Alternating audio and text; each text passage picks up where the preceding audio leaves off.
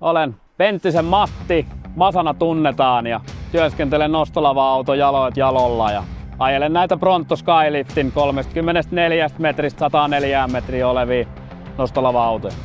Taivas on rajana. 18 vuotta on tehty tätä hommaa.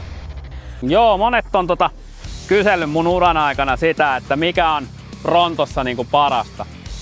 No, luotettavuus.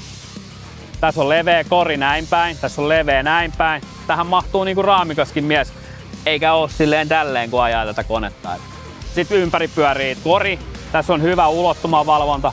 Mä voin suositella Prontoa, että jos mun pitäisi valita perustaa yritys, mä menisin Tampereelle ja löysin rahat tiskiin ja pari Prontoa tänne. Pronto Skyliftit on kyllä siitä spesiaalia, että villeimmätkin ideat niin otetaan sinne suunnittelupöydälle ja näihin keksitään vaikka minkälaisia ratkaisuja yhdessä operaattoreiden kanssa, ketkä näitä koneita käyttää. Se on hauska, kun välillä moni kysyy, että mitä jos tää kone kaatuu. Jos mulle sanoo joku, mitä jos, mä sanon, että lopeta tuo jossittelu. Luulet sä, että mä tuun koriin, jos mä mietin, että tää kaatuu. Sitten ne on ollut hiljaa sen päin. Nämä on kustannustehokkaita. Mulla on hyvä esimerkki Makkaratalon työmaa. Siinä on seinä, mihin ei saa porata mitään, kun se on museokohde.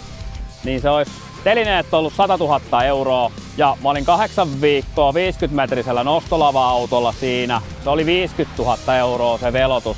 Eli säästettiin 50 000 € siltä rakennusyhtiöltä, kun tehtiin nostolava-auton avulla. Että todella pieni prosentti on se, mitä ei pystytä tekemään näillä koneilla. Ja kato näitä maisemia. Mitä muuta mä haluaisin tehdä? Mä tykkään. Mä tykkään tehdä tätä hommaa.